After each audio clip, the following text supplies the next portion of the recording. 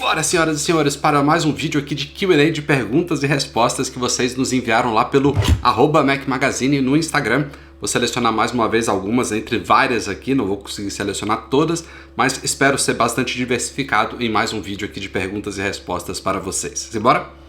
Rafa Moço Team, teria alguma possibilidade de a Apple abrir mais lojas físicas no Brasil? Acho que sim. Inclusive teve rumores disso, né, de uma loja flagship em São Paulo, de uma loja inclusive no Porto Maravilha, acho que é assim que chama, no Rio de Janeiro, ali perto do Museu do Amanhã. Mas eu acho que o momento não foi muito propício, talvez os planos tenham sido adiados, questão de variação cambial. Pandemia já é uma coisa mais recente, eu acho que esses rumores vêm de mais tempo ainda, mas eu acho que um dia ainda vai rolar essa expansão sim. Creio que tanto São Paulo quanto o Rio de Janeiro já merecem mais lojas do que as únicas que tem, e existem, é claro, outras capitais do Brasil que também comportam a Apple Store sem dúvida nenhuma. EV1983, por que a Apple não funde os apps Buscar e Mapas ao invés de dois? Olha, existem alguns apps que eu concordo contigo que valem a pena ser fundidos, mas tem outros que eu prefiro. Pelo menos ao meu ver, faz mais sentido ficarem separados. E nesse caso, embora a interface do Buscar, já que ele é baseado em localização geográfica, seja parecida com Mapas, é basicamente um Mapas com recursos de busca, eles têm propósitos muito diferentes. Então, na minha opinião, faz sentido que eles fiquem separados. Até porque, se você parar pra pensar, deve ter gente que só usa os recursos de buscar da Apple, mas não gosta dos mapas dela propriamente dito, assim como também deve ter alguns aí que usam os mapas da Apple, mas não os recursos de buscar. Zaquinho, acho que o Mac Pro vem na WWDC e se sim, como vocês acham que a Apple vai chamar o chip dele? Olha, eu não acho que ele já vem de fato na WWDC, daqui a 2-3 semanas, né? O que a gente talvez tenha é um sneak peek, né? Uma apresentação preliminar do que virá aí, quem sabe no fim do ano, quem sabe no ano que vem, se os planos da Apple para a migração para o Apple Silicon atrasarem um pouquinho. E muito provavelmente ele não deve adotar nenhum novo chip da família M1. A própria Apple já deu a entender que a família M1 foi concluída. E é justamente por isso que eu levanto a hipótese de ele atrasar, porque a gente vai ter que migrar para o M2, depois a gente vai ver a chegada do M2 Pro, a chegada do M2 Max, a chegada do M2 Ultra, e aí especula-se que a gente deve ter mais um chip nessa linha aí para o Mac Pro, que pode ser chamado de M2 Extreme, de extremo. Então vamos ver o que vem por aí, mas talvez, justamente devido a esse atraso, a gente nem veja um sneak peek dele nessa WWDC. João Rodrigues 5991, próximos iPhones 14 terão tela ProMotion? Há uma possibilidade, sim. Existe essa possibilidade de os modelos não Pro adotarem a tela ProMotion, mas eu acho que não vai acontecer este ano ainda. Tudo indica que as telas deles vão ser exatamente as mesmas dos atuais. Os modelos Pro devem ter aquela mudança ali de notch para hole punch e tudo mais, mas eu acho que o ProMotion ainda vai ficar exclusivo dos modelos Pro. E aí, ano que vem, na linha 15, é possível que a Apple traga ela para os modelos não Pro.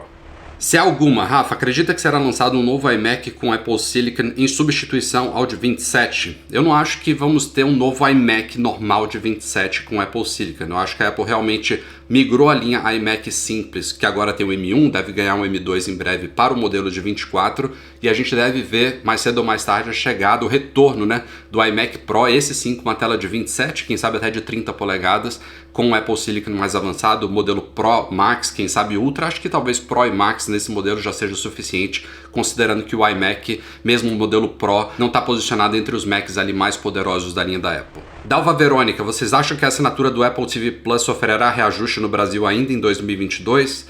Não me surpreenderia, Dalva. Eu acho que, infelizmente, deve acontecer mais cedo ou mais tarde. Bem possível que sim, que seja este ano. E vale notar que o Apple TV Plus é hoje o serviço de streaming de vídeo mais barato do Brasil, quem diria, né? Também é um dos serviços mais limitados em termos de quantidade de conteúdo, não vou entrar aqui na seara de qualidade, mas ele é hoje o mais barato depois do reajuste recente aí do Amazon. Aldo G10, Apple Watch Series 8, será que vem com medidor de glicose? Isso praticamente certo que não. O que deve vir este ano em termos de novos sensores é um medidor de temperatura, né? Um termômetro integrado a ele. E eu diria que nem no ano que vem. Medidor de glicose ainda é uma coisa, um sonho um pouquinho distante. Talvez ano que vem, quem sabe a gente veja um medidor de pressão arterial, mas esse medidor de glicose não invasivo eu acho que é uma coisa para no mínimo uns 3 anos à frente. FX Mendanha, o seu iPad Air 5 veio com defeitos de construção? Vi muitos vídeos assim. Eu fiquei pouco tempo com esse iPad aqui em mãos e fiz a verificação e o meu não tinha esse comportamento. E é muito comum isso, tá? Ter certos lotes, certas unidades que vêm mais ou menos frágeis, mas assim, é fato que o iPad Air é um iPad muito fininho, a própria construção dele é de alumínio, ela não é grossa o suficiente, então ele tem essa impressão ali de ser um pouco frágil, mas eu acho que foi um pouco exagerado esse feedback que se deu sobre esse problema, tanto é que não foi um problema muito falado depois que ele surgiu. Veio, o pessoal confirmou, outros falaram que não e a coisa se esvaiu, então não acho que é um motivo de preocupação não. Hefflers, migrei para o Mac, como dividir a janela? No Windows é tecla Win mais seta esquerda ou direita. Se você quiser um atalho exatamente assim, baixa um aplicativo chamado Magnet, tem inclusive outros que fazem essa mesma coisa, o que eu uso é o Magnet, mas no Mac você também pode dividir a tela indo lá no semáforozinho verde, passa o mouse ali em cima, ele vai aparecer umas opções e uma delas é colocar em tela cheia, dividida esquerda e direita, dois aplicativos em tela cheia.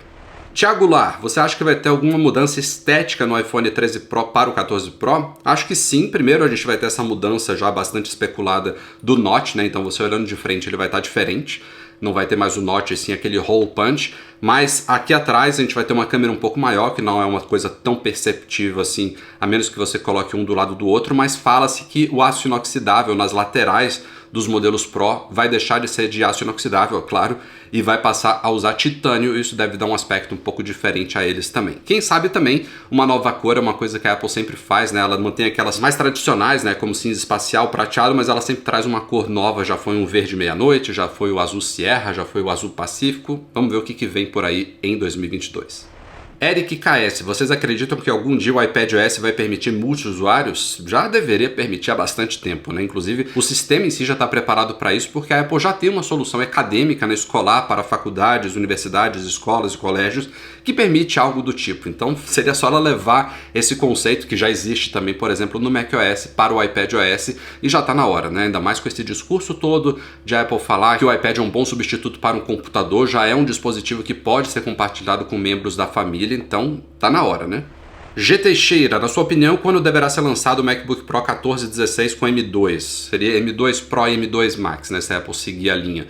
Então, se for lançado este ano, seria lá pro finzinho do ano. Por isso que eu tava falando agora sobre o Mac Pro, porque a gente tem que passar por toda a transição, né? A gente tem que ver a chegada do chip M2, provavelmente no MacBook Air, talvez no Mac Mini, quem sabe no iMac atualizado, e aí depois a gente vai avançando para os outros membros dessa linha de chips, né? O M2 Pro, M2 Max, M2 Ultra, quem sabe um M2 Extreme. Então, se a gente vê essa migração acontecendo este ano, se ela for realmente acelerada, eu ainda acho que o Pro e o Max chegariam mais pro finzinho do ano, mas na minha opinião, que é o que você perguntou, eu acho que é mais provável isso só acontecer no primeiro semestre do ano que vem. E para fechar aqui hoje, o Hugo Felinto pergunta quais as expectativas para o iOS 16. Em termos do que já vazou, que felizmente foi pouca coisa, né? A Apple consegue segurar mais software do que hardware, a gente deve ter melhorias, por exemplo, em interatividade com o sistema, e eu acho que isso diz respeito aos widgets, que vieram no iOS 14 e vieram de uma forma um pouco limitada, um pouco rudimentar, então eu acho que os widgets do iOS 16 e do iPadOS 16 eles vão se tornar muito mais interativos, o que já vai ser uma novidade bacana. Mas justamente falando sobre essa questão do que vazou e o que deixou de vazar, é uma das grandes expectativas que eu tenho quando a Apple vai anunciar novos softwares, porque são coisas que ela ainda consegue controlar, que conseguem ainda ficar meio contidas nos laboratórios de Cupertino lá entre os developers da Apple. Então eu gosto de ser surpreendido com essas questões de software, já que a parte de hardware é um pouco mais difícil de conter, com protótipos, com Foxconn, com chineses e tudo mais, fica um pouco difícil de guardar esses segredos. Então espero que venha coisa boa por aí.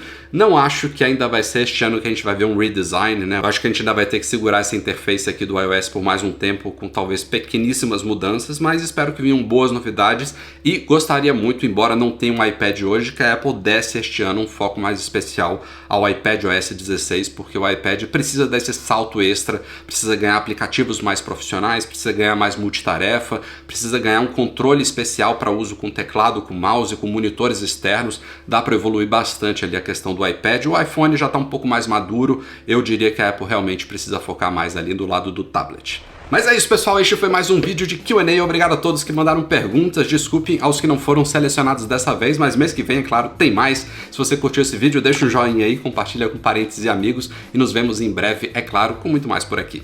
Um abraço e até a próxima.